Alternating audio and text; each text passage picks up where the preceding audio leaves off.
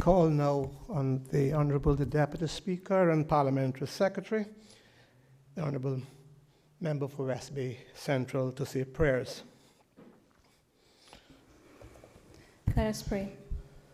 Almighty God, from whom all wisdom and power are derived, we beseech thee so to direct and prosper the deliberations of the Parliament now assembled, that all things may be ordered upon the best and surest foundations, for the glory of thy name, and for the safety, honour, and welfare of the people of these islands.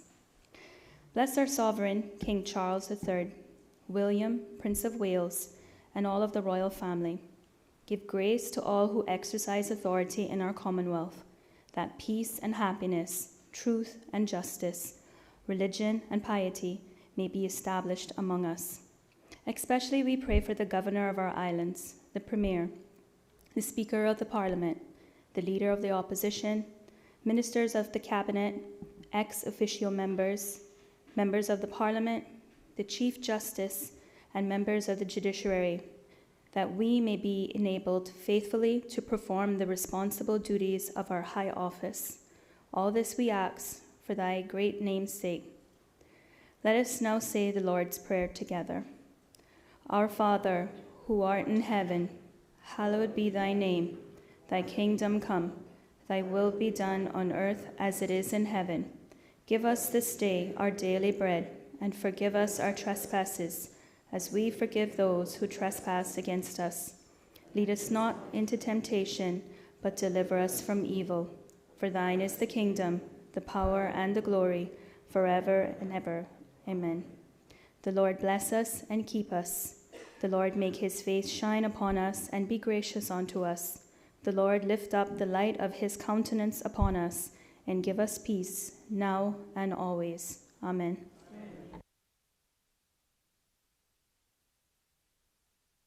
Please be seated. Proceedings of this Honourable Parliament are now in session. Before we begin, I do have a message.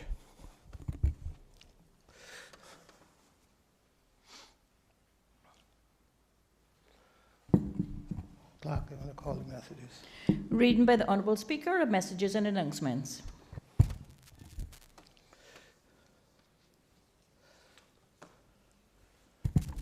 Honourable members, firstly, let me recognize the presence in the chamber of Mr. Farrington, a former vestryman, this morning, and bid him welcome.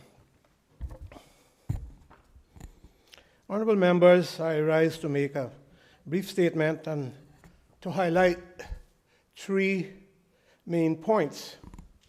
Firstly, let me thank Almighty God for sparing us another time from a natural disaster. We have experienced Tropical Storm 9, or more correctly, the effects of Hurricane Ian. From all indications, there was no loss of human life here, even though some of us lost in our farms. I lost 8 of my livestock, and my little farm suffered devastating damage and severe losses in produce. But nevertheless, we have to thank God for his continued blessings and mercies that we all fared well. We recognize without him, we are nothing. We are most sympathetic to the people of Florida and other areas in the devastation caused by Ian. I do want to thank the government, in particular the Premier, who was so diligent in getting assistance to members. And I say members not to just the government, but I recognize to all members of this Honourable House were given supplies and plywood and other supplies for people of this country. And I do want to thank him. And he made several trips to West Bay, in particular during that time. And I know one time he was a resident of West Bay, but I didn't think it was being back there so often now. But I want to thank him particularly, and to, of course, thank the Cabinet for their work with him on these matters. But I do also want to thank members of the West Bay West, my constituency, the West Bay West Enhancement Council, for all their work and assistance during the hurricane and the assistance they gave me as the MP to carry out my responsibilities and duties to the people, not just of West Bay West, but to other areas of West Bay, of course. Honorable members, secondly, there has been criticism levied against me relating to the management of the House of Parliament. Let me state and make it categorically clear that there is a Parliament Management Commission, the Council, which manages the affairs of the Parliament. I will direct you to Section 4 of the Parliament Management Act, which expressly outlines the general functions of the Commission. So for those who may not be aware, the Speaker isn't the person who is in control or manages this Parliament on a daily basis. In many other jurisdictions, the Speaker is. For the record, no pun intended, I need to make that absolutely clear for not just your knowledge, because most of you know that, or all of you know that, because you are familiar with the law, but for the general public to understand. I have observed and mentioned that the existing PMA, the law, isn't right now, as far as I'm concerned, fit for purpose, and have suggested amendments are needed now. There is noticeable operational and administrative deficiencies since we began with the law, since we brought the law into operation, I say which don't augur well for functionality and the efficient operation and governance of the Parliament. Because I have a duty to act in the interest of the Parliament at all material times. Some people do believe I have enormous power in the running of the House, but I do operate in a framework which clearly dictates that I don't enjoy that authority. For the record, I was criticized by two people who think and would like the country to believe they are the experts on everything. My God, I pray for our people if that's who they're going to be educated by. They have criticized and indicated nothing has been done in the Parliament in regards to the speakership doing it. Let me take the opportunity to correct their ignorance on the matter. Firstly is the Code of Conduct. Based on my commitment and undertaking I gave in my early days in this administration of the House, I took the liberty and initiated the production of a Code of Conduct within 3 months after assuming the office of the Speaker this time, that is last year. I believe it was a reasonable draft to adopt that most members would find acceptable. However, the Premier assumed conduct of that said matter more than a year ago in finalizing various iterations of the code.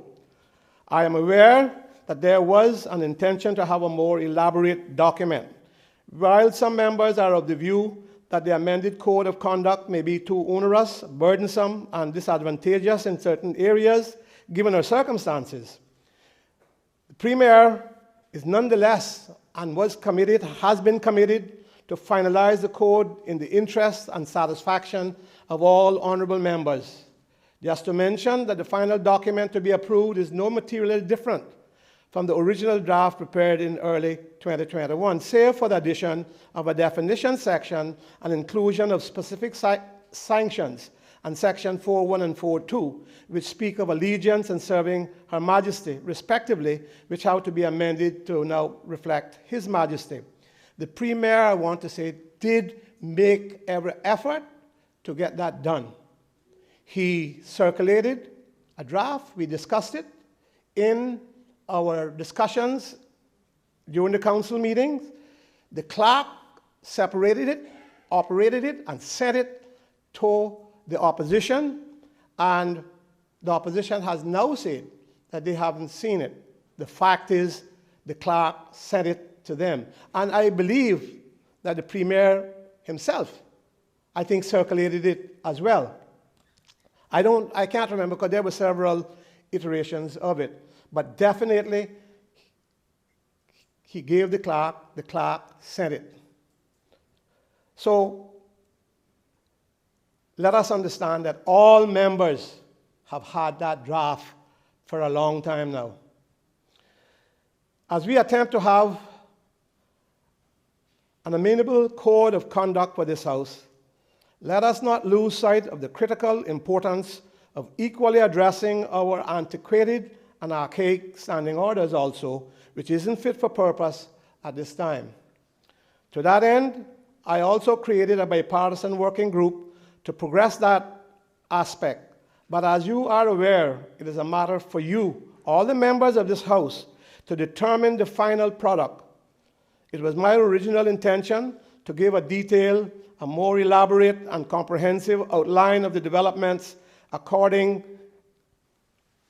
concerning the preparation of the Code of Conduct, but due to sage counsel and upon reflection, and since I have learned to be more patient, more tolerant, and measured in my pronouncements, I opted to just say at this stage that part of what I explained to you here. Let's work together to produce a fair and reasonable code of conduct that all members are content with, and that the public will believe that we are trying to conduct ourselves according to those rules. And I think to say in defense of the Premier that that's what he has been asking us to do. That's what he wants, something that the people can understand where we are with our code of conduct. I'm confident all members can achieve this together. Let us all compromise in order to have a workable code that can be further enhanced and modified in the future as circumstances dictate. It is worthy to note that a review of the code is clearly stipulated in our May 25th edition on page 77 in paragraph 5.3 that it is reviewed, that is, the code is reviewed when appropriate. Be mindful, it is not a partisan issue, but rather for the entire House, the protection also of us all as members, not just the government, but the opposition, and the opposition ought to know this because some of them have been here quite a while. Therefore, I urge the House, in the spirit of cooperation and being collegial, we can certainly produce a code of conduct, and not left to do much with it, I can tell you, based on consensus. Furthermore, as members are aware, I have no vote in the House as a Speaker, but will be able to vote on the issue after November 30th, if it comes to that. Thirdly, it is my intention, and I want things to be in place for the Parliament to be functional and with the necessary structures and systems so it can function independently of the Council for a period of time, because I can assure you all will appreciate and agree that after next year, members all will be busy in campaign mode or preoccupied with constituency matters, and the Council won't be meeting as such to address the myriad of issues that exist on a day-to-day basis. Perhaps I will be pleasantly surprised. Generally, we can't afford to compromise the operation and administrative functions of this institution, such as this autonomous Parliament. The overall effective and efficient running of the Parliament obviously takes precedence and should supersede many, many things in the country. There is no need to object to meaningful proposals and recommendations due to personal reasons, and we need to remove the bureaucratic structure with the additional subcommittees of the Council, some of which aren't able to meet as they should, and it's not working the way we thought it would work. The status quo cannot remain because we are transforming and transitioning into a better institution. In closing, as an indication of my intention for this autonomous Parliament in my own unique way, I have started with the lecture series, which is the first of its kind and historic for the House, in order to stimulate discussion and generate ideas which can inform policy decisions for this country. There are other things being directed Example, the development of a parliamentary library. I created a working group to modernize our archaic standing orders which govern our procedures in the House.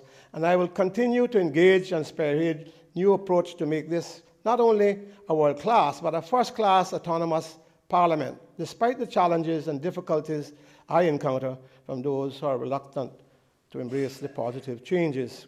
I want to expand, but I'm not going to take any more time at this time, on the number of things achieved, because that's a specific complaint by those who think they know it all.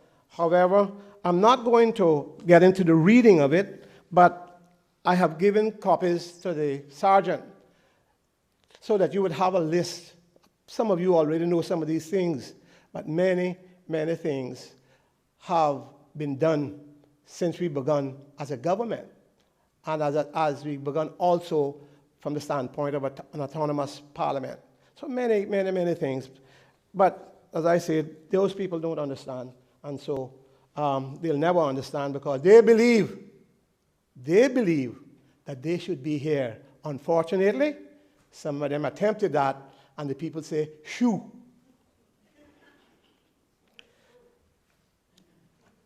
So I would ask the sergeant to distribute those documents.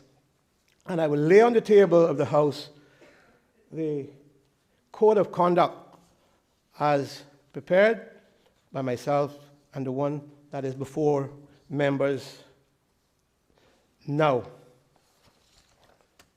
by the Premier, so that they are on the table also. But the sergeant do have copies for members, all members.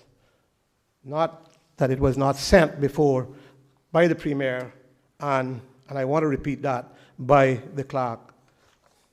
Thank you for your endurance and your patience.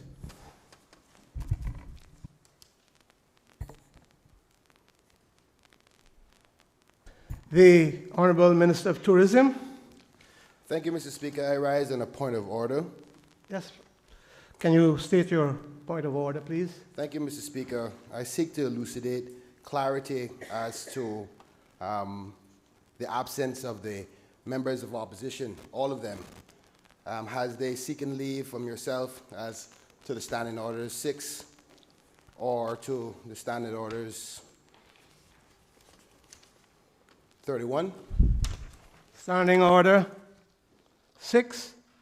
It is the duty of a member who is unable to attend a meeting of which that member has had due notice, or a meeting that is adjourned to a later date, to inform the clerk as early as possible of that member's inability to attend, and where necessary, whether that member has obtained written leave of absence from the governor under Section 52(1)(d) of the Constitution.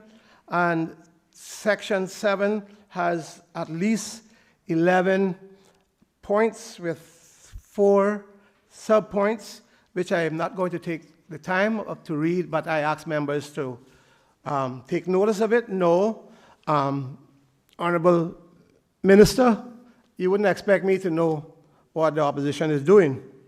So I don't know what they're doing, but I have not received, I can say to this Honorable House, I have not received any apologies. Mr. Speaker, just to opine on your response, can I ask if the clerk has received notice of absence? Well, if the clerk had received, she was duty bound to alert this presiding officer, and I've had no such message from the clerk.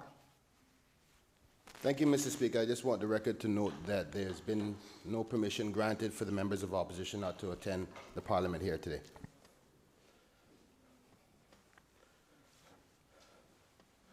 Sorry, you weren't asking a question at that point. Thank you. Clerk. Other business, private member motions. Private member motion number 2 of 2022-2023. Motion in confidence in the government to be moved by the elected member for Bordentown East. The Honourable Member and Parliamentary Secretary, the member for Bordentown East.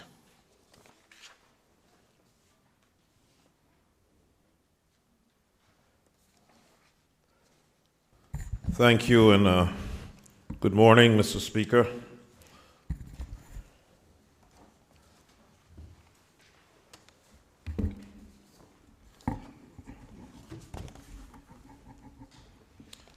I rise to move private members' motion number 2 of 2022-2023, standing in my name, and it reads, "Be it therefore resolved that Parliament does declare full confidence in the government." Is there a seconder? Mr. Speaker, I rise to second the motion. While we usually have one seconder, it's not unheard of to have other seconders, and I call on the next seconder, the Honorable Parliamentary Secretary and the elected member for Savannah. Thank you, Mr. Speaker. I too rise to second the motion. Question is, be it therefore resolved that Parliament does declare full confidence in the government. Is the Honorable mover speaking thereto? Yes, Mr. Speaker. I'd like to thank the honorable members from East End and Savannah for seconding motion. Mr. Speaker, I want to say a good day to the people of the Cayman Islands, and in particular Bordentown East, visitors in the Strangers Gallery, invited friends, and the listening public by television or radio here in Grand Cayman, Cayman Brac, or the sister islands in Little Cayman. This has been an eventful week, Mr. Speaker, and we can only imagine it's going to be an interesting weekend. I state the lyrics of one of my musical heroes when I thought I needed this, Garnet Silk. Lord, watch over my shoulder and help us live our words tomorrow. Let us not forget where we are from. Show us the way to go. And I pray this is not a cathartic experience.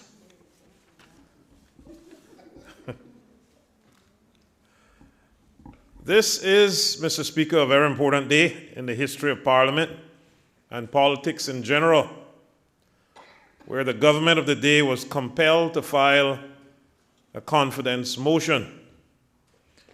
And you may ask, what is a confidence motion? As some have never heard of this before. Some may have heard of a no confidence motion, but not much have heard of a confidence motion, especially happening here in these islands. But a motion of confidence is a motion of support proposed by a government in a parliament or other assembly of elected representatives to give members of parliament or such assembly a chance to register their confidence in their own government. I do not take this day lightly, Mr. Speaker, as I find no joy in having conflict with any Caymanian.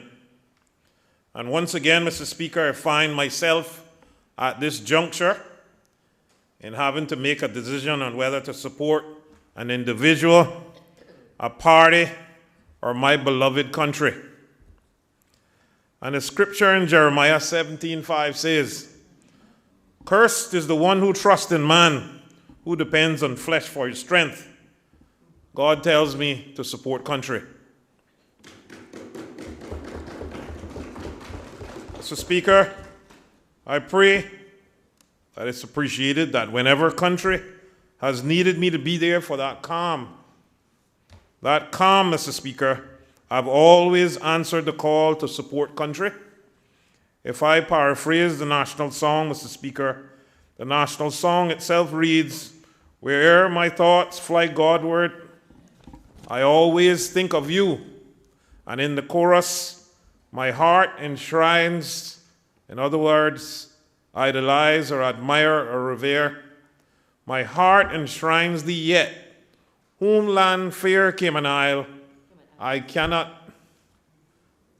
Cayman Isles, I cannot thee forget. Mr. Speaker, I cannot thee forget the Cayman Islands. It's about country for me, fellow members of Parliament. And yes, I defend the decision I've made, although unpopular to some in this honorable Parliament. It brings calm to this wonderful place we call home. But I am not here by chance, but by God's choosing. His hand formed me and made me the person I am. He compares me to no one else, I would say, yes, and I am one of the kind. And with him I lack nothing that his grace can't give me. He has allowed me to be here at this time in history to fulfill his special purpose for this generation. We only need to remember the Bible in David or Joshua, their unassuming roles.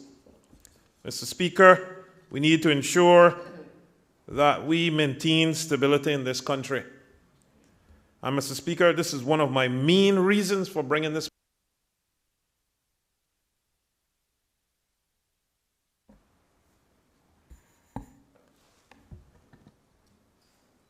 Try to censor me.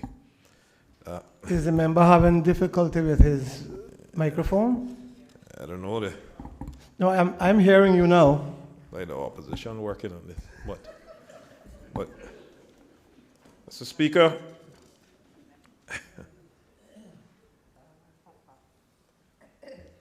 this is one of my main reasons for bringing this motion. Having instability affects a country in many ways. It affects the economy, in that it increases uncertainty about future economic situations and policies. Mr. Speaker, as a former member of the opposition party and minister under the former administration, I believe I am uniquely qualified to assure and reassure this honorable Parliament this packed administration retains the confidence of the people of the Cayman Islands and myself in a personal and collective capacity. This confidence is critical to the stability and the future of the Cayman Islands. I therefore do not take today's motion lightly. I am grateful that our constitutional safeguards allow us to debate in this Parliament without recourse to violence or turmoil. I think we should reflect on Tony Benn's quote. Tony Benn quoted, "If democracy is destroyed in Britain, it will not be the communists, the Trotskyists, or the subversives, but this House which threw it away. The rights are entrusted to us, are not for us to give away. Even if I agree with everything that is proposed, I cannot hand away power lent to me for 5 years by the people of Chesterfield. I just could not do it. It would be theft of public rights." Mr. Speaker, the PAC government is providing an alternate way. They say when a man shows you himself, believe him. It is ironic that in 315 years since the British Parliament was established, there has only been 23 votes of no confidence in the motion. That's in 315 years. Yet, we are not even 2 years in, and the opposition is seeking a change. So, Mr. Speaker, we do not need this at this time. Mr. Speaker, whilst I have voted against myself already in this honorable House in the past, I wasn't proud of doing that at this time either. And we all know too well about that event. Mr. Speaker, I respect the determination this has given the PAC government and their resolve to keep going in spite of the many roadblocks that lay before them. And Mr. Speaker, they, like every government, they want to make this country a better place for Caymanians, for all Caymanians, not just some. Mr. Speaker, they are constantly discussing ways to ease the pain and make life better for our citizens, as you saw with the CUC initiative, food security initiatives, gender equality, affordable land purchase program, never done before, the housing initiative to build over 100 affordable homes, 4 times than any other government. As former Minister of Housing, I went at land purchases, and the now Minister went at building more homes, and this shows how it works. Some water and some plant. As you can't do it all in one term, Mr. Speaker, and yes, we know inflation is worrying to the nation. Gas is up at the pumps, goods are up at the supermarkets, and we need to attack and manage this in a rapid manner. I also implore my PAC team to consider raising salaries for teachers again. They need to be paid more. The pandemic should have made us understand how valuable they are. Let's ensure our civil service are paid comparable salaries so we don't lose them to the private sector. Let's ensure that the government that prides themselves in being the most environmentally conscious, that we start the new waste-to-energy facility soonest, or ISWIMS as called. Let's ensure Cayman gets their new high school. They deserve everything. We are a small island and won't have much. We don't have much land for our children's, so let's utilize our airspace. We need to investigate a train or a tram system. Not everyone needs a car that arrives here, Mr. Speaker. Let's focus on conflict resolution, training our boys and girls from primary school level. Mr. Speaker, this PAC team can deliver this. Let us be clear in laying out my case to my history in this term. I ran for office with the PPM group that now sits on the opposition side of the parliament. And they treated me well, I must admit. And I'm forever grateful for this. After the April elections in 2021, I think it's safe to say the former government failed to negotiate with the elected cohort in winning back control of the government. I spent the first 8 months on the opposition side, and then the Honorable Deputy Premier Saunders and Minister Ebanks of North Side used one of the old PPM tricks and publicly called me out, saying I could add great value to their team with my experience, and not just because I was former Minister of Health, Environment, Culture, and Housing, but also because they knew I care about Cayman and its people. I just want to note, Mr. Speaker, that during these negotiations for me to come over, Minister Bryan, member for Georgetown Central, and member for North Side, Minister Ebanks, didn't know that I had COVID and called me for a meeting. And I so gladly accepted. But I tried to warn them, and I think Minister J kind of caught on that I wasn't feeling too well, and he decided to have a meeting on the outside. So I want to thank them for coming all the way to Bordentown and showing interest in me. Mr. Speaker, as in all major things in my political life, I called an emergency public meeting in my constituency of Bordentown East, and in the end, my constituents thought it best for me to get things done. I needed to be around the table.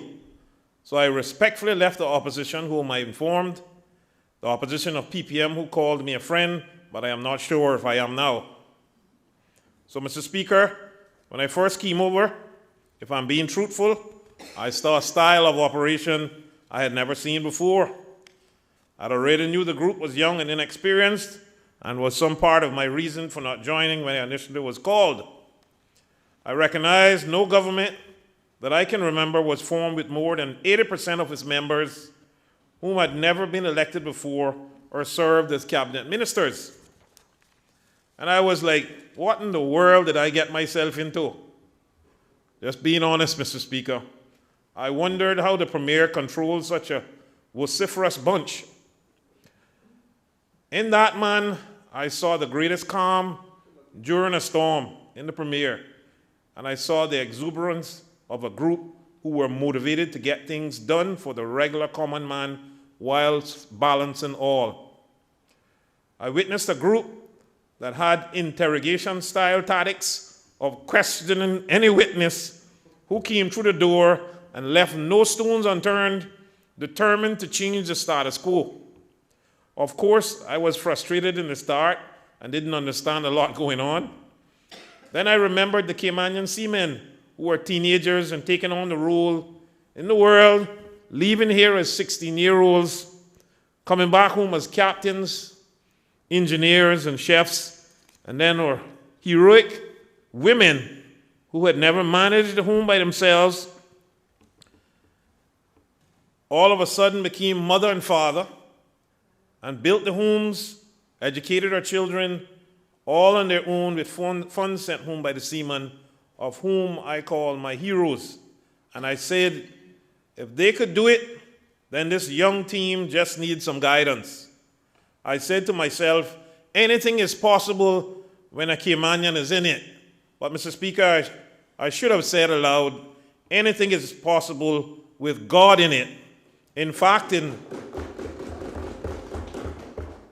Mr. Speaker, in Romans 13:1,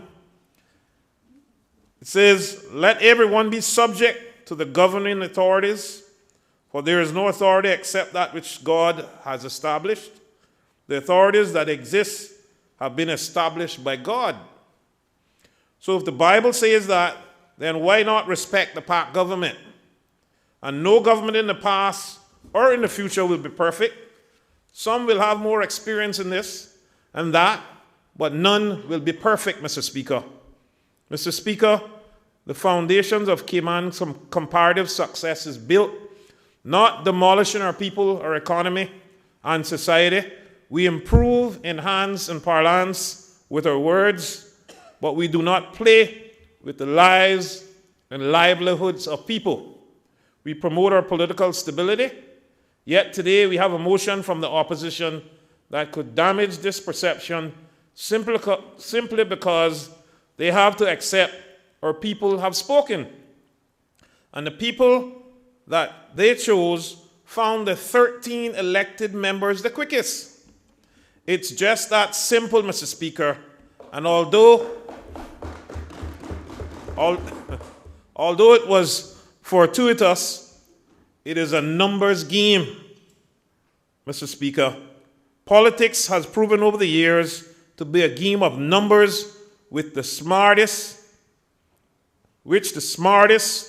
armed with the required numerical strength, wins the game.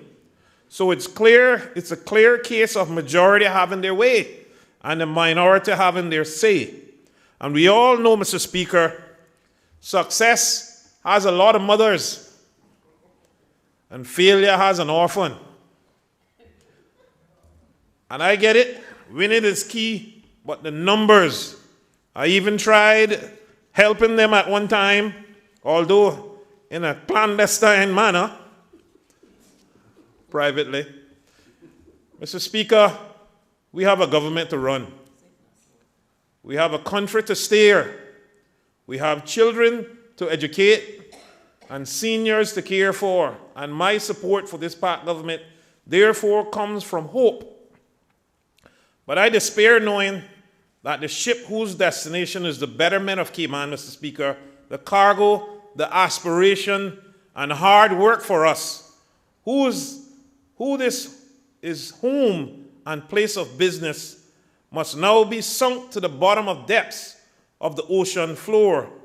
Because of what, may I ask?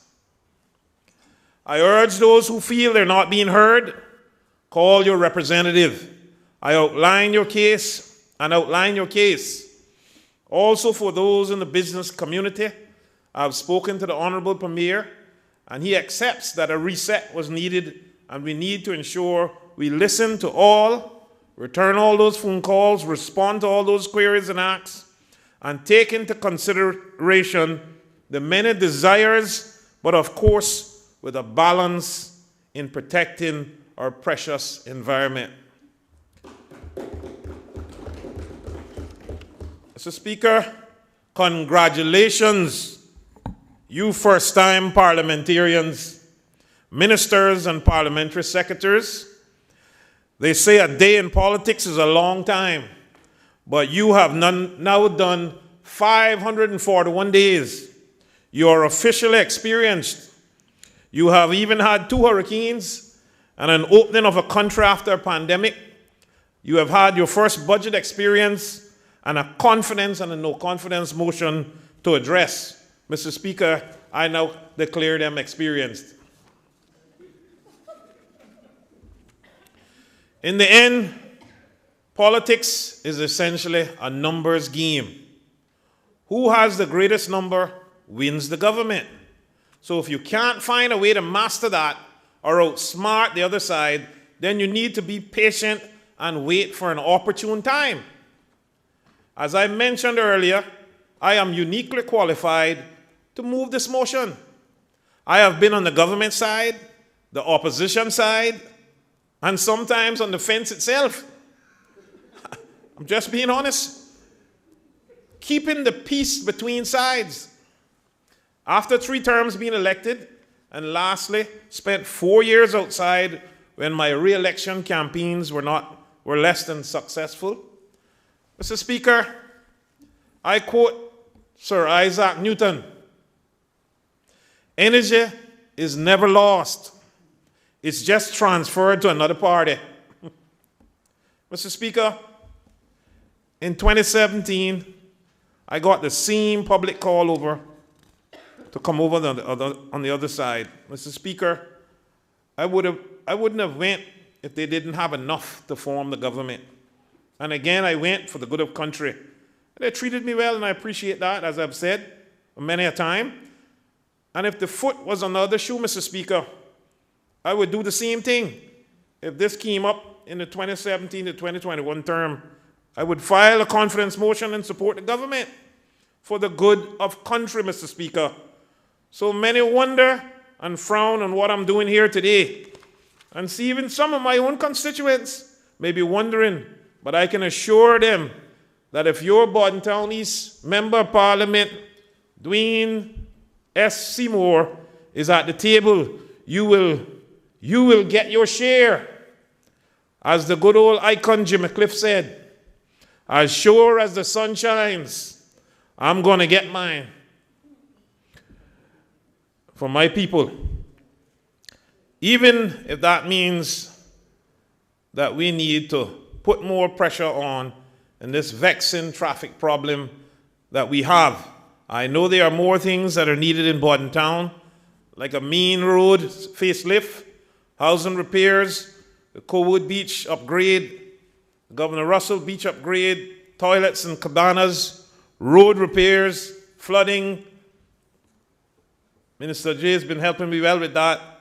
Member from Northside, additional hurricane shelter space, additional school space, affordable housing for people, shutters for the elderly, reviving the First Capital and adding it to our tourism product, ease up the cost of living.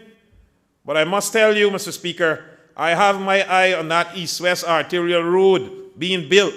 My people in the east need 1 more hour sleep, just like everybody else.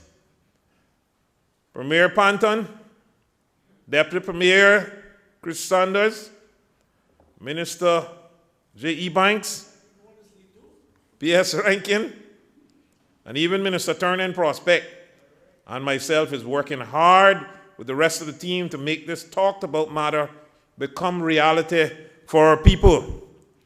To the people of Bordentown East, I will continue to fight for the things that are most important to you without fear or trepidation. Yes, I am the voice of the voiceless and the face of the faceless. I hope all ministers just took note of the things that I just mentioned there. So when you stand up, I implore you to indicate to your staff to start working on these tomorrow. Mr. Speaker, this government deserves a chance. At a time in the world that no one has ever seen, with 2 years and still going pandemic, and economies around the world so dim, The UK pound is the same value or thereabout as the Cayman dollar. And this PAC government is expected to be better than sliced bread.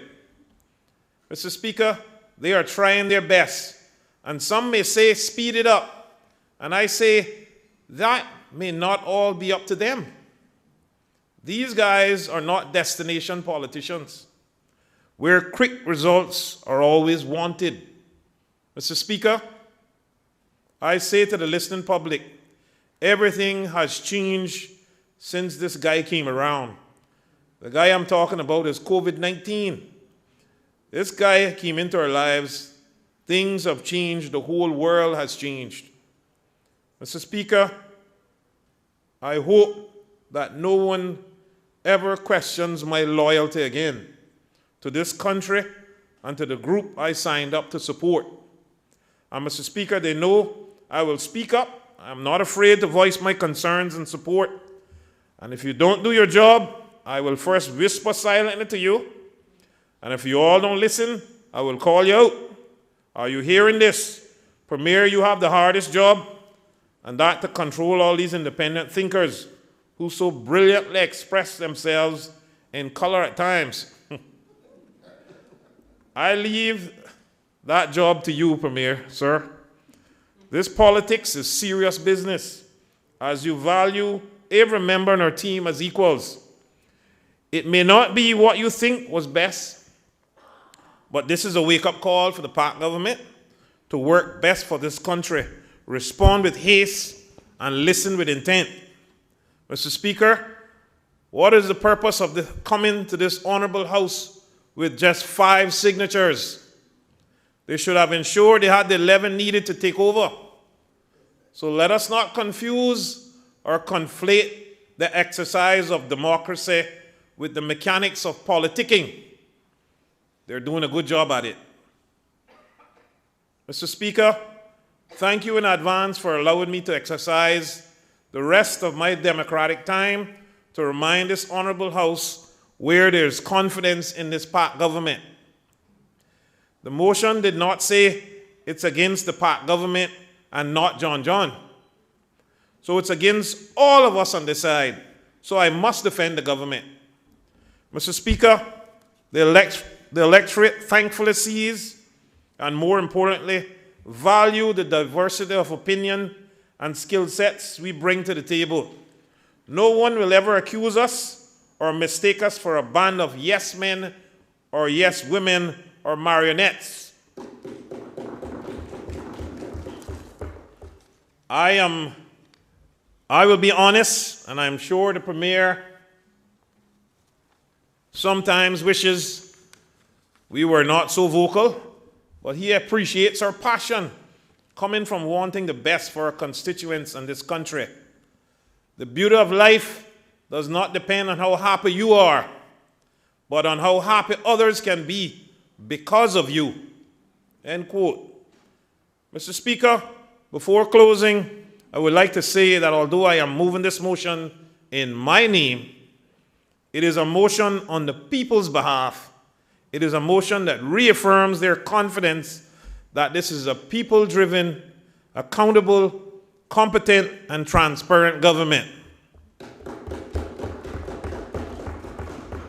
To the people of the Cayman Islands watching this debate, I thank you for choosing the PAC government to navigate our ship. To my honorable colleagues, diversely on life's vast ocean, we sail carrying the hopes and love of our beloved Caymanian people. No captain can sail alone. A great captain understands they could not possibly operate their ship alone. No single person can do it, from all the steering the ship, navigating the course, and overseeing all essential ship operations. The good ship Cayman. The multiplicity or the diverse nature in our team. And I ask you, Mr. Speaker, to allow me to just mention all of the members in this honorable House, just to show the diversity of the group that we put together. So, Speaker, We have you, the Honorable McKeever Bush, father of the house, businessman, real estate mogul, and farmer. West Bay West. We have the Honorable Premier Wayne Panton, lawyer, businessman, captain, boat. Newlands. We have the Honorable Deputy Premier Christopher Saunders, accountant, businessman, Bordentown West. We have Honorable Minister Juliana O'Connor Connolly, Cayman Brack East, a lawyer, educator, a farmer, my friend, my confidant, one of the smartest people I know. Thanks for your encouragement, Minister O'Connor Connolly. We have an Honorable Minister Kenneth Bryan, businessman, finance, CTO chairman, Georgetown Central. We have the Honorable Minister Andre Ebanks, lawyer, West Bay South. We have the Honorable Minister J. Ebanks, businessman, farmer, fisherman, North Side. Minister Sabrina Turner, businesswoman, healthcare prospect. I just want to confirm, Mr. Speaker, I did not confirm all of these accolades that I'm actually putting on them. I'm somehow guessing, I guess. I think I'm not far off. Minister Bernie Bush, Honorable Minister Bernie Bush, a businessman, aviation and sport expert. Honorable Deputy Speaker, Permanent Secretary Kathy Wilkes Ebanks, a lawyer, women's rights advocate for fairness and equal rights. You make me proud every day. West Bay Central has a great defender. Honorable PS Ms. Heather Borden, businesswoman, philanthropist, Savannah. PS Isaac, the Honorable Isaac Rankin, East End, businessman, engineer, and preacher.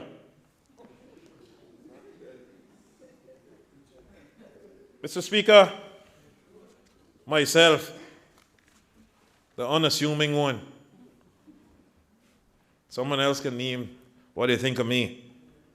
Well, Mr. Speaker, Mother Teresa said, "You have never really lived until you have done something for someone who can never repay you." Means a lot to me, Mr. Speaker. God bless the people of this country. God bless our parliament. God bless our civil servants. God bless our families. God bless my family. God bless the church. God bless the people of Bordentown East. I thank you all so much. As I wrap up now and use only my first speech and not the second one, as I have in my back pocket, just in case any interruption had came. But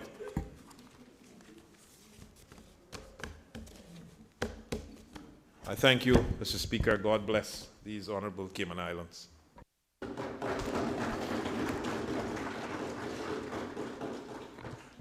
Does any other member wish to speak?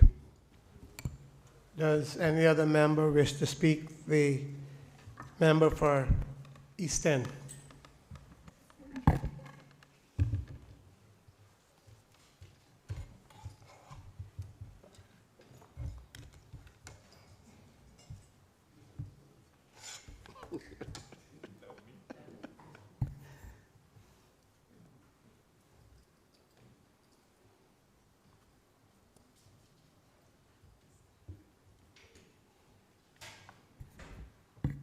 Mr. Speaker, I'm not too sure how I can follow that, sir.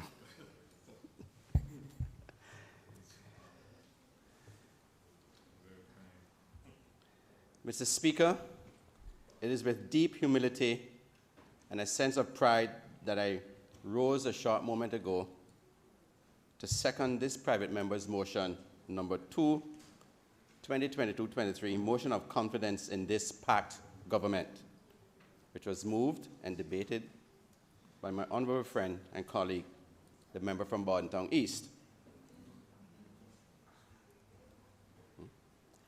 As a fairly new member of this honorable parliament, I can say without reservations that I, along with the constituents of East End, whom I'm honored to have represented for the last year and a half, have seen firsthand the success of the PAC administration since taking office.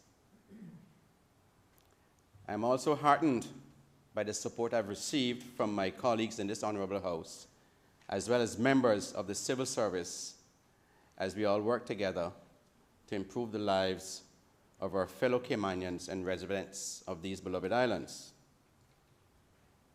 For reasons I will soon outline, I confidently give my support to the motion of full confidence to the government of the Cayman Islands.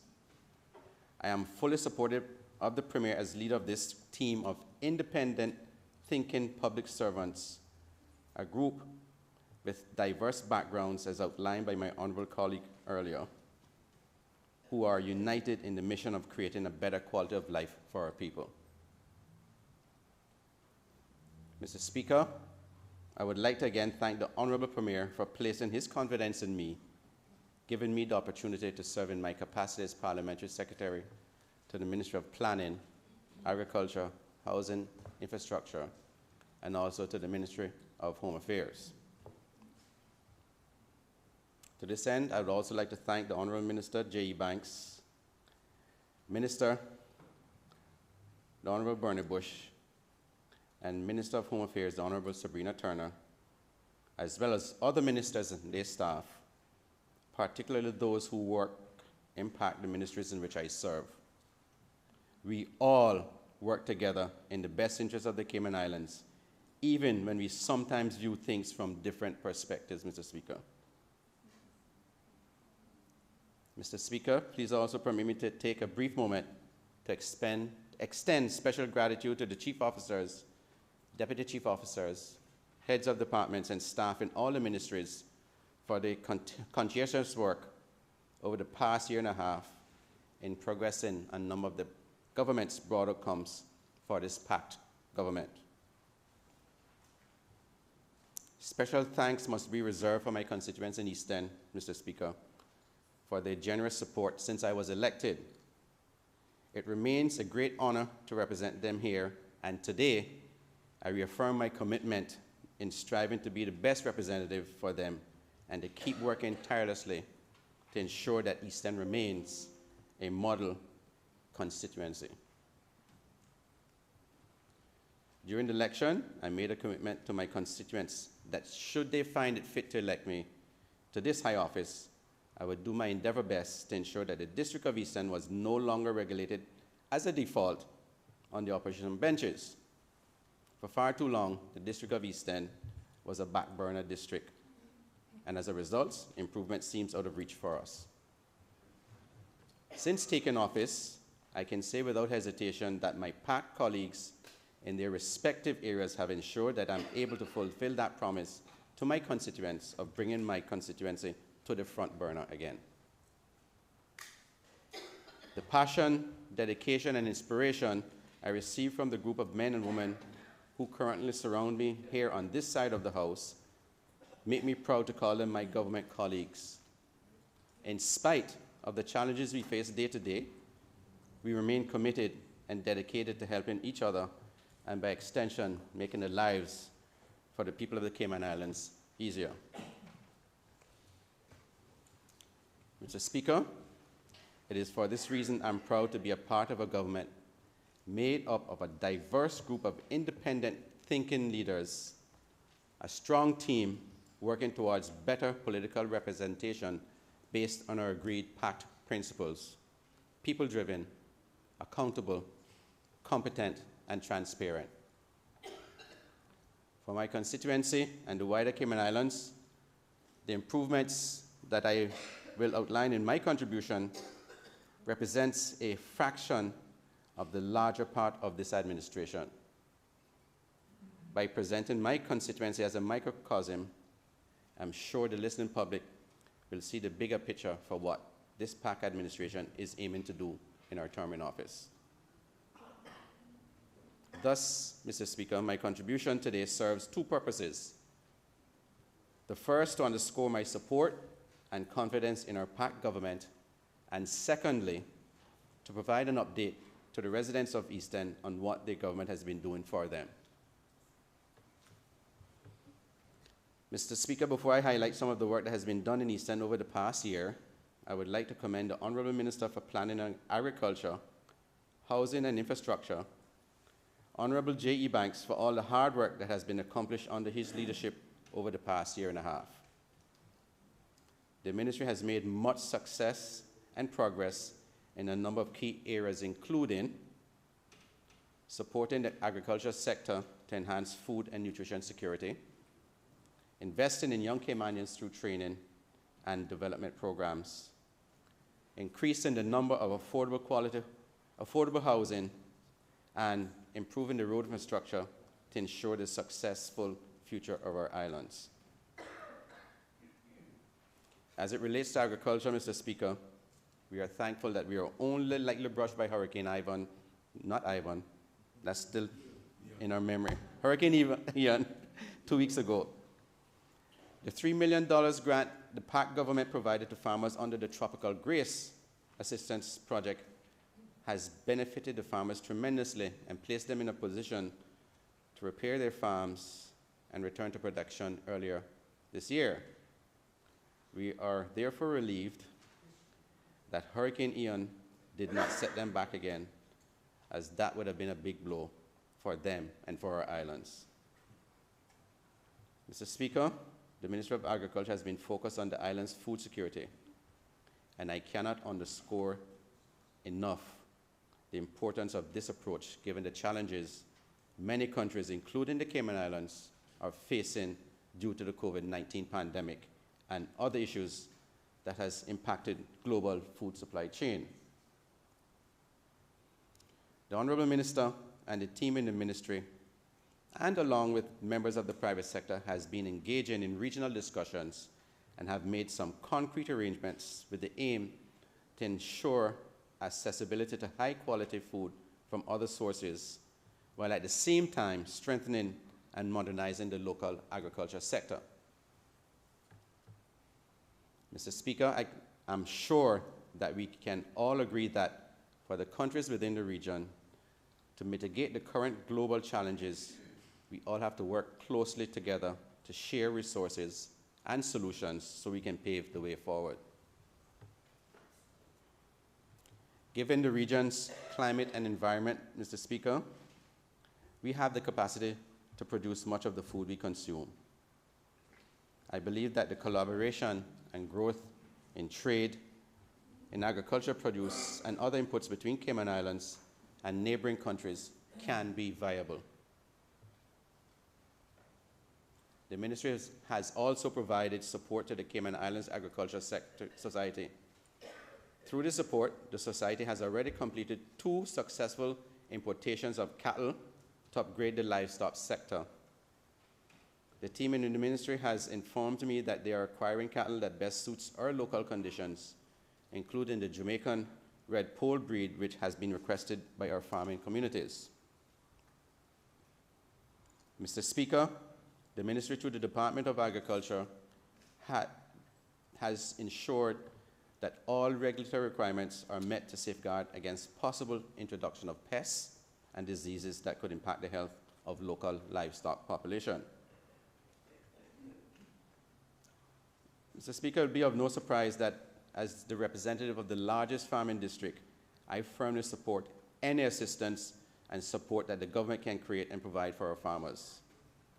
I understand just how important our farming industry is, and I wish to take this opportunity to publicly thank the Department of Agriculture, ably led by Mr. Adrian Eswick and supported by the Minister, for their commitment in supporting our farmers. I must also commend the department for the training that they've been providing for the agriculture sector. In May this year, the department delivered a home gardening course designed to provide homeowners with the skills to have successful home gardens. Some of the topics covered included the introduction to vegetable gardening, crop nutrition and irrigation, principles of pest management, home garden safety, harvesting and post-harvesting handling.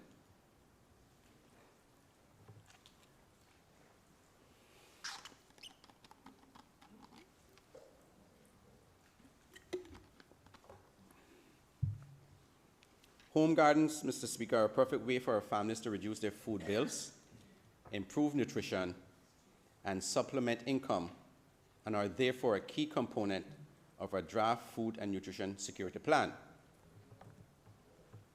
Mr. Speaker, the demand for the home gardening course was so high that the department will be hosting similar sessions in the near future.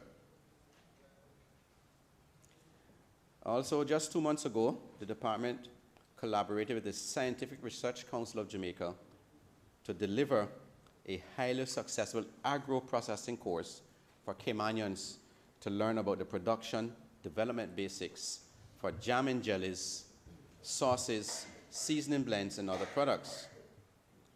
Training of this nature is of great significance in the context of value-added products being regarded as a means to transform agriculture into a profitable endeavor for our farmers. Mr. Speaker, as you know, many of our farmers often face the challenge of periodic production gluts, which lowers prices and limit their ability to sell their crops. Through this training, they will be able to convert this excess into something that can be stored for later sale or transformed into a new range of products that can be sold at a better price. This training also for Caymanians will provide them with opportunities to expand linkages with the tourism sector through the production of unique products that visitors can take home as souvenirs from our islands. As I touched on the topic of training for Caymanians, I also want to move to the apprenticeship training program, which is led by the Ministry's Public Works Department, also ably led by Mr. Troy Worms. Earlier this year, I attended PWD's inaugural skills training competition aimed at showcasing the skills of the students in the program and creating awareness about technical, vocational education and training, TVET, in the Cayman Islands. A wealth of talent displayed by the trainees as they competed in the areas of electrical installation, carpentry, masonry, air conditioning and refrigeration gave me great pride and confidence in recognizing that we have a bright future within our TVET sector. Mr. Speaker, I also want to commend the team at Public Works Department for establishing this inaugural skills training competition. They have taken on the responsibility to promote the careers of young Caymanians, not only through the mentorship of interns from high school, but through proper technical training that will lead to an internationally recognized City and Guilds London certification. In addition to that, Mr. Speaker, just a few weeks ago, I joined the Honorable Minister and the Ministry team at an orientation session of new trainees and the opening of a new simulation lab to support their training. I was particularly pleased to learn that the trainees enrolled in the construction trades program designed and renovated the building that houses the simulation lab, and I just want to congratulate them and the instructors for their hard work and encourage them to continue to strive for excellence. Mr. Speaker, I'm proud to be a part of this government that is supportive in the expansion of technical and vocational training across our islands, and one that will continue to provide as many opportunities as possible for our Caymanians. I am also proud to be part of a government that is committed to investing in the road infrastructure of our islands while actively seeking to find alternatives to solve our transportation and mobility challenges. The road infrastructure, traffic, and housing are some of the pressing issues affecting my constituents in East End. Traffic is a #1 concern, and just this morning, I had a WhatsApp message from constituent who expressed her dissatisfaction with the wait time in the traffic from East End to Georgetown. It's a concern for the residents of these islands for a long time.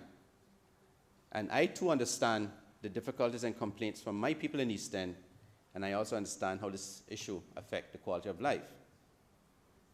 I want to reassure them that the ministry and the government is working on solutions to address these challenges.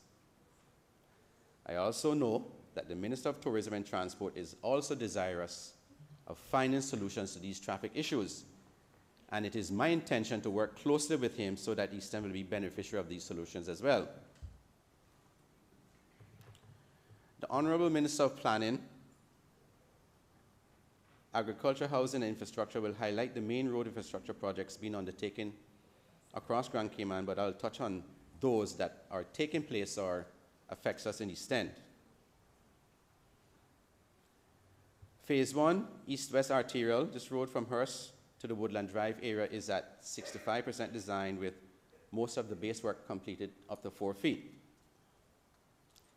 Phase 2, East-West Arterial, the tender process for the environmental impact assessment consultant is complete, and that consultant has started work in September on the 12 to 16 months long study.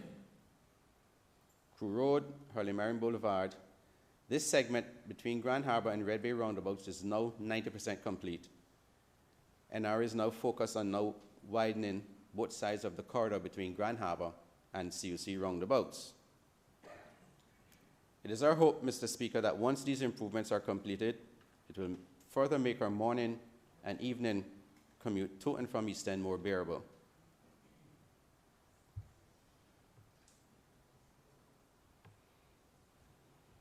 In addition to those road projects, the National Road Authority has also been undertaking other works which would benefit the Eastern districts, and some of the specific East End road upgrades carried out include road shoulder rehabilitation works at Queens Highway, Austin Conley Drive, and Seaview Drive.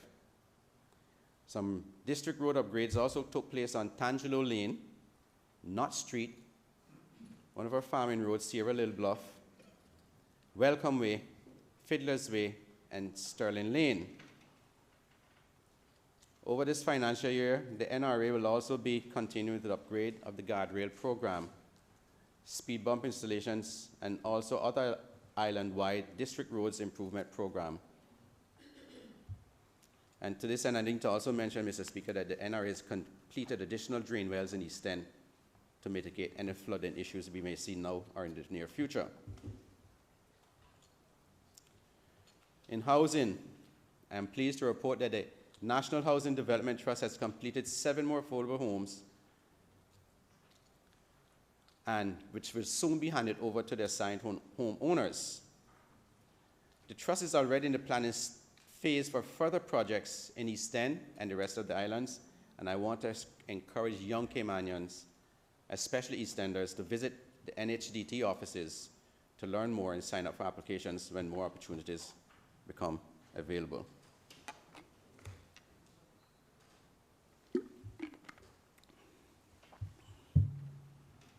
I'm also encouraged that the PAC government is focused on providing more housing opportunities than previous administrations for Caymanians. Again, the Honorable Minister for Housing will soon outline this in further details in his contribution. Mr. Speaker, I pledge my support to the Minister and his team at the National Housing Development Trust on these projects, as well as work to revise the affordable housing policy to create a new strategy that will meet the demands of our Caymanian people.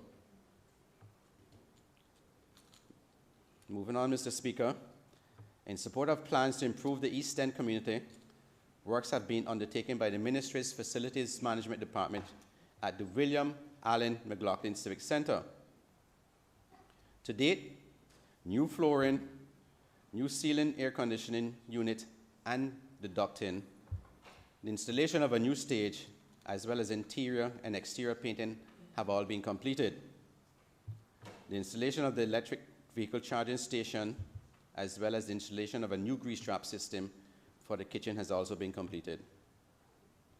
Paving at the William Allen McLaughlin Civic Center has also been completed, and works continues on the bathroom renovations. I'm also pleased to report that the roof repairs are about to commence. Other upcoming works at the William Allen McLaughlin Civic Center include upgrades to the landscaping and the transformation of the bathroom facilities to be American Disabilities Association compliant. And we shall not forget Gun Bay, sir. For the Elliott Conley Civic Center in Gun Bay, the following works have also been completed. Facilities equipped with new appliances, addition of chairs and tables, LED lighting upgrades, entry door replacement, resurfacing and marking of the basketball court, and installation of basketball backboard and hoops. Mr. Speaker, the facilities team in the department is confident that during this financial term, there will be a number of other updates in this and other civic centers, including works on the interior for the installation of video and audio equipment, installation of security alarm systems, installation of automatic security lighting around the property. These enhancements will make it safer for the members of this Eastern community and other communities to use these facilities safely. Mr. Speaker, I'm very pleased to inform that I'm working in partnership with the Minister of Sports, Youth, Culture, the Honorable Bernie Bush, and his team on the following areas. First, to upgrade and enhance the sports facility in East End, which will not only benefit my constituents, but the country on a whole. We are discussing how we can bring this facility to international sporting standards, and the plan is to include new infrastructure such as restrooms, a walking track, and other ancillary facilities. Secondly, to introduce cultural features and awareness unique to the District of East End to the members of our community. And finally, Mr. Speaker, I look forward to ongoing collaboration with Minister Bush and his team on various other projects relevant to his subject matter. Mr. Speaker, the Public Works Department has also been undertaking works in East End. Notably, the Colliers Beach dock. They are seeking to reinstate the damaged dock structure, and to this end, a structural assessment have been completed and the subsequent bathymetric survey completed as well. The Gun Bay boat ramp and restroom facility, the design work has been completed, plan and approval is pending, and the BCU permitting application is also pending. The Heritage Field dock and boat ramp, this will be redeveloped similarly to the Bordentown Cowood Beach dock. We deserve no less in East End.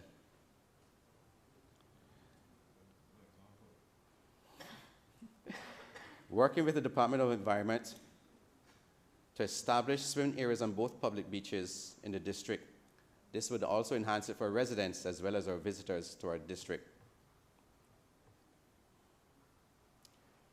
Mr. Speaker, I'm also going to touch on some improvements to the East End Primary School. During the delivery of my budget address, I acknowledged and highlighted the continued dedication of the Minister of Education, the Honorable Juliana O'Connor-Conley, and I'm sure that I speak on behalf of the entire House, at least those on this side, once more when I say that what I've said many times in private, that the future of our hands, the future of our students, which we refer to as her students, are surely in safe hands. The Minister has been steadfast and a lifelong educator who, without question, ensures that the education of our students is not a political matter.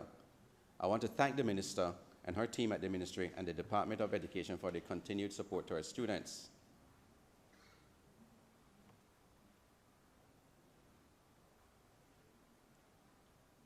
I'm pleased to report that under this PAC administration and under the experience and wise stewardship of the Minister of Education, the following projects have been completed at East End Primary School.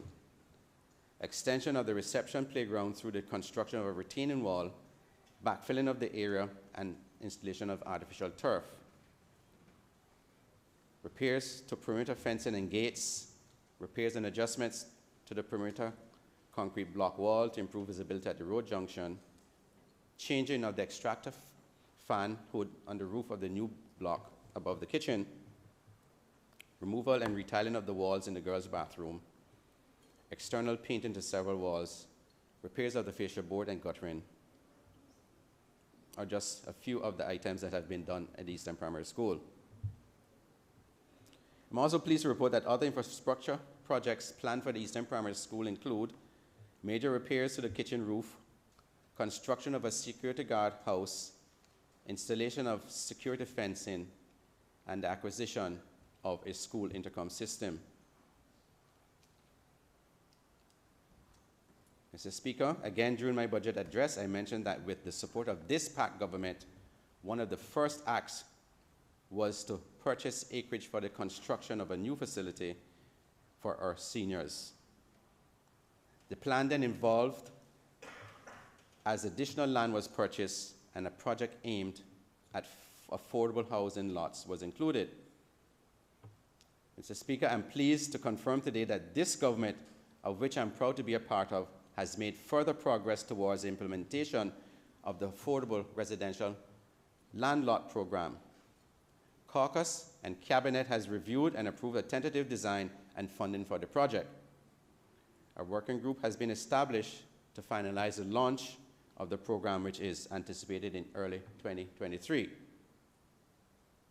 Mr. Speaker, this project, a first of its kind in our jurisdiction, and perhaps the Caribbean, will focus on Caymanians who wish to own their own parcel of land, to construct their own house, and as such, not connected to the Affordable Homes Program.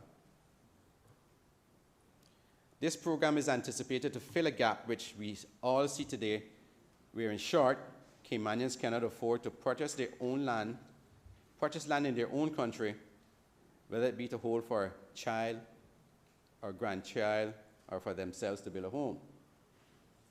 Mr. Speaker, the government will utilize existing Crown lands in each district and on each of our islands, where we will create residential land lot subdivisions. The subdivisions will include the necessary road infrastructure and utilities to allow the Caymanians to purchase these residential lots at an affordable price.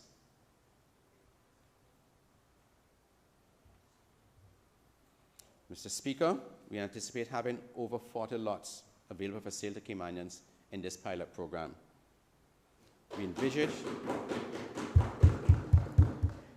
a fully integrated community that will have house lots for sale, lots on which the Ministry of Investment, Innovation and Social Development can build much needed multi-family social housing, lots for the National Housing Development Trust to construct affordable homes, a lot for commercial use, a lot for a community center, a central park and other green space, and a lot for general parking, because this community will be immediately across the road from a brand new public beach, which will be opening in the coming months. This community will also include the new older person's home in East End on a 2-acre parcel. Mr. Speaker, as I said, we will be fully launching the program in 2023 and will be providing further details at that time. But for the completeness of thought, Mr. Speaker, I am pleased to also inform the Parliament that the Ministry of Social Development is set to begin the design phase in 2023 for this new seniors' home. I'm sure this will come as a great relief to many of our older residents who may require such services in the future. I'm sure I'll probably be one of those. This too was a priority for my constituency during the last election.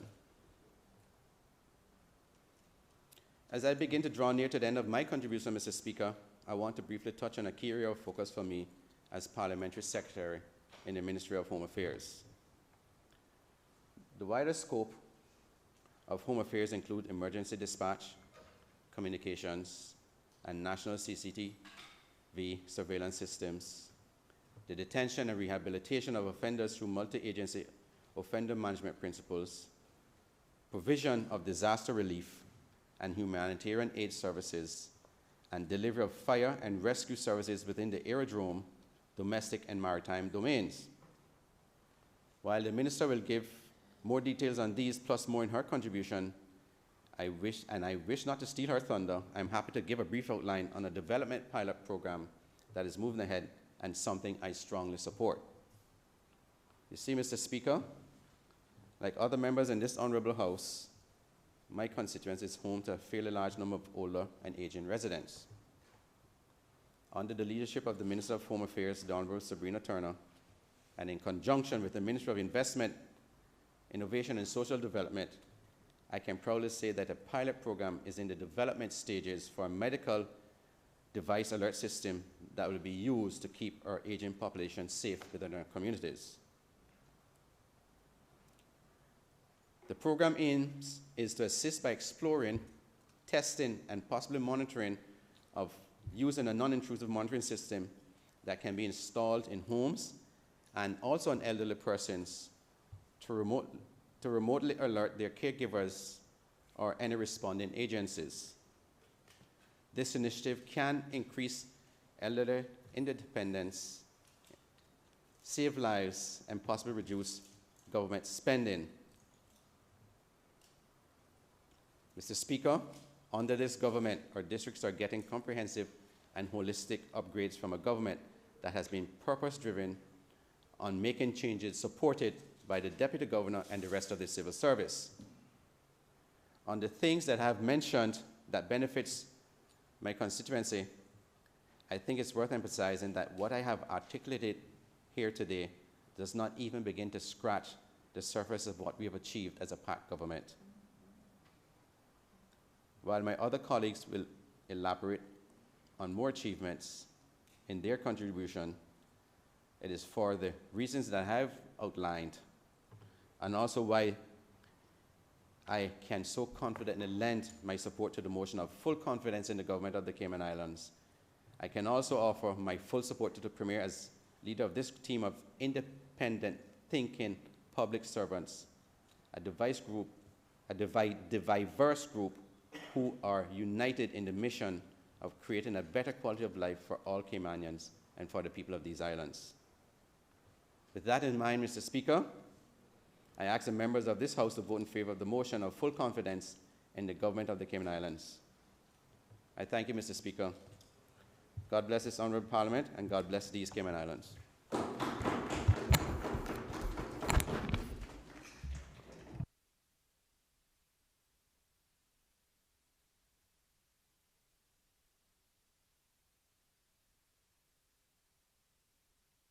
I think that it's an appropriate time to take a suspension at this time until it's 12:22. Until 1:30. The House shall suspend until 1:30.